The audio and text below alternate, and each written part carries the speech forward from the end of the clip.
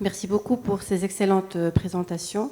Et là, on passe aux trois prochaines présentations qui vont être présentées tout d'abord par Dr Danaoui et qui va nous parler des convulsions fébriles chez l'enfant aux urgences pédiatriques, aspects cliniques, étiologiques, thérapeutiques et évolutifs. À vous la parole.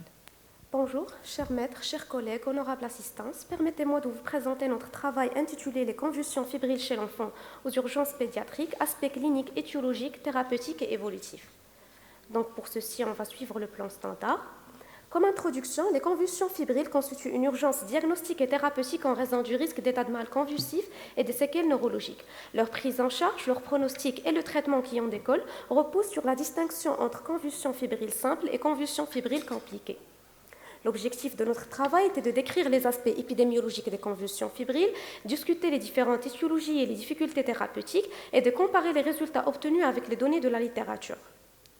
Nous avons réalisé une étude rétrospective descriptive se basant sur l'étude de dossier des malades admis au service des urgences pédiatriques au centre hospitalier Mohamed VI de Marrakech sur une période étalée de 2 ans, du 1er janvier 2020 au 31 décembre 2021.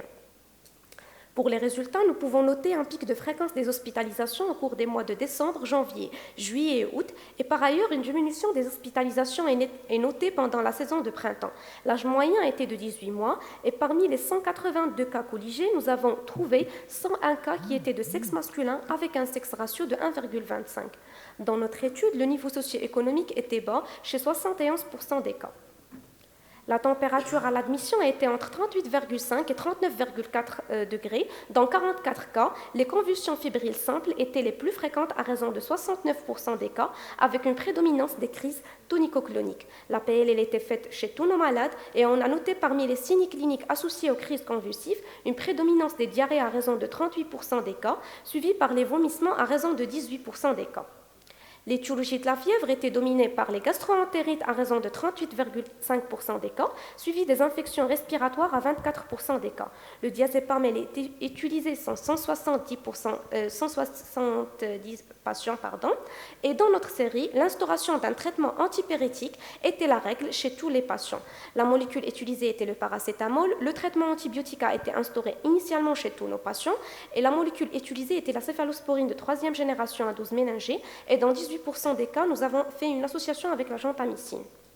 La neuroimagerie était indiquée chez 98 enfants, dont 43 enfants d'entre eux étaient des enfants ayant présenté des convulsions fébriles simples. La TDM n'avait montré aucune anomalie et un traitement étiologique était instauré aux malades. L'évolution a été marquée par l'amélioration des patients sur le plan clinique et sur le plan paraclinique et aucun cas de décès n'a été rapporté. Pour la discussion, les convulsions fébriles représentent la cause la plus fréquente des crises épileptiques dans l'enfance, observées chez 2 à 5% des enfants de moins de 60 mois. Ils sont fréquents dans la population asiatique, touchant 3,4 à 9,3% des enfants japonais, mais seulement 2 à 5% des enfants aux États-Unis et en Europe de l'Ouest. Seul le degré de fièvre s'est avéré un facteur de risque important de récidive de convulsions fébriles et la convulsion simple était de loin la plus fréquente dans notre série à raison de 69% des cas de l'ensemble de nos cas, ce qui concorde aux études de données de Shakir qui avaient trouvé que la convulsion fébrile simple était représentée à raison de 78% des cas. Selon les dernières recommandations de l'Académie américaine de pédiatrie, les évaluations paracliniques devraient être orientées vers la recherche d'un foyer infectieux pour la fièvre et non connues comme évaluation de routine pour la convulsion. Ils sont utiles pour confirmer l'étiologie suspectée cliniquement, mais également afin d'apprécier le retentissement de la maladie. Leur place reste controversée, étant douloureux et coûteux, il est nécessaire de limiter les indications aux seuls cas les justifiant. La mesure des électrolytes et autres ne devrait pas être demandée, sauf s'il y a soupçon clinique suffisant. Contrairement aux données de la littérature, l'ionogramme a été pratiqué chez tous les malades de notre série. Concernant l'EEG, de nombreux auteurs considèrent que cet examen n'a pas sa place dans l'investigation de première convulsion fébrile simple. Son intérêt n'est démontré tant dans le diagnostic que dans le pronostic. Enfin, pour conclure, à travers notre travail, nous recommandons que pour les crises fébriles simples, aucun test ne doit être effectué, sauf si d'autres symptômes l'indiquent. Une prise en charge efficace d'un enfant présentant une convulsion fébrile ne dépend en aucun cas de l'abondance des examens complémentaires. Les modalités d'administration de doses de diazépam par voie intrarectale à administrer en cas de nouvelle convulsion doivent faire faire l'objet d'une démonstration aux parents et aux personnes qui prennent en charge l'enfant. Et un suivi par un neuropédiatre est recommandé en raison du risque accru d'épilepsie chez l'enfant à risque. Et je vous remercie pour votre attention. Merci beaucoup d'avoir respecté le temps. Donc on passe à la cinquième communication qui va être présentée par Dr Anaïs et qui va nous parler de la dysphagie de l'enfant, quelle étiologie et quelle prise en charge. Merci, cher maître. Chère audience, permettez-moi de présenter ce travail intitulé La dysphagie de l'enfant, quelle étiologie, quelle prise en charge, réalisé au service de pédiatrie P au CHU Mohamed VI de Marrakech. Alors, la dysphagie, c'est une sensation de gêne ou de blocage ressentie au moment de l'alimentation lors de la progression des aliments dans l'œsophage. C'est un symptôme de grande valeur sémiologique et qui ne doit pas être banalisé. La fibroscopie, c'est l'élément diagnostique majeur qui détermine le pronostic et commande la stratégie thérapeutique. Donc, l'intérêt de notre question relève de la gravité de ce sujet par le retentissement sur l'état nutritionnel, l'état d'hydratation ainsi que les infections respiratoires qui peuvent en conclure, la variété étiologique des causes qui en proviennent et la variété des moyens d'exploration. Donc, l'objectif de notre étude était d'analyser le profil épidémiologique, clinique, étiologique de la dysphagie de l'enfant et de mettre le point sur l'apport diagnostique de l'endoscopie digestive haute. Alors, c'est une étude rétrospective qui a porté sur 210 cas de dysphagie colligés à l'unité de fibroscopie digestive du service de pédiatrie B au CHU de Mohamed VI de Marrakech durant une période de 8 ans allant de janvier 2013 à avril 2021. En guise de résultats, donc sur les 210 enfants de cette étude, 60% étaient des garçons et 22% étaient des filles avec un sexe ratio de 1,4. L'âge de nos malades varie entre 2 mois et 15 ans, avec une moyenne d'âge de 5 ans. La répartition par tranche d'âge a montré une prévalence des enfants âgés entre 2 ans et 5 ans. Pour les antécédents, nous avons noté la présence de notions de vomissement chronique chez 39% des cas. Donc 10% des cas étaient suivis pour une paralysie cérébrale et 17% des cas ont rapporté la notion d'ingestion de caustique. Et nous avons noté dans 11% des cas la prédominance des infections respiratoires dans les antécédents. Pour les caractères sémiologiques, la dysphagie était progressive dans 81% des cas, était sélective dans 50% des cas, avec un retentissement dans 38% des cas. Les autres signes cliniques associés étaient dominés par les vomissements alimentaires dans 91% des cas. Les complications hémorragiques étaient notées dans 25% des cas.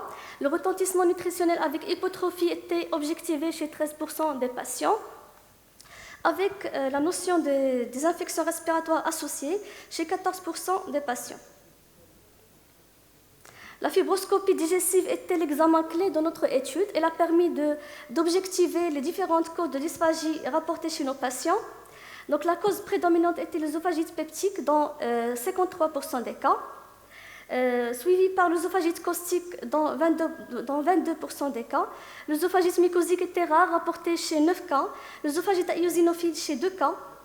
Et l'ingestion de corps étrangers était rapportée donc, dans 9% des cas.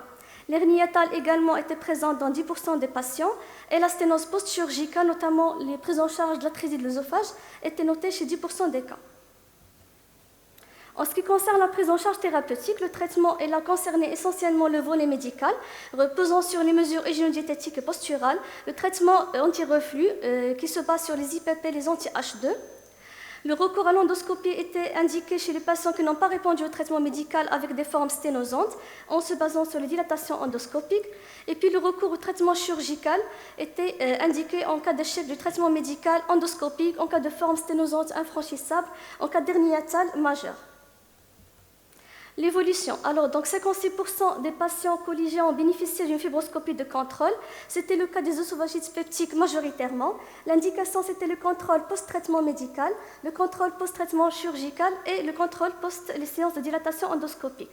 En ce qui concerne l'évolution, la guérison était notée donc, chez 62% des cas, la persistance des signes avec prolongation du traitement médical notée chez 22% des cas, et les formes sténosantes donc, étaient rapportées dans 13% des cas.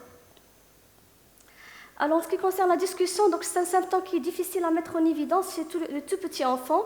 Dans notre étude, donc la cause majoritaire était l'œsophagite peptique. C'est la première étiologie, donc ce qui rejoint les études de la littérature. Donc la prédominance masculine, la prévalence, donc selon l'âge, était concordante avec les données de la littérature. L'âge moyen de 5 ans dans notre série était avancé par rapport à la littérature. Ça peut être lié au retard diagnostique. Les vomissements et l'hémorragie en complications ont été concordantes également aux données de la littérature. En ce qui concerne l'endoscopie diagnostique, donc c'est la technique de choix pour le diagnostic. Elle a un intérêt diagnostique et suivi. Donc c'est une technique qui est rapide et permet de visualiser la muqueuse et de faire des biopsies. Mais comme limite, donc c'est un examen qui peut être désagréable, plus ou moins douloureux, et sans limite dans les sténoses non franchissables. Donc c'est la technique, l'endoscopie thérapeutique également, c'est la technique de choix pour le traitement des sténoses infranchissables. Elle permet de faire des dilatations en cas de sténose peptique.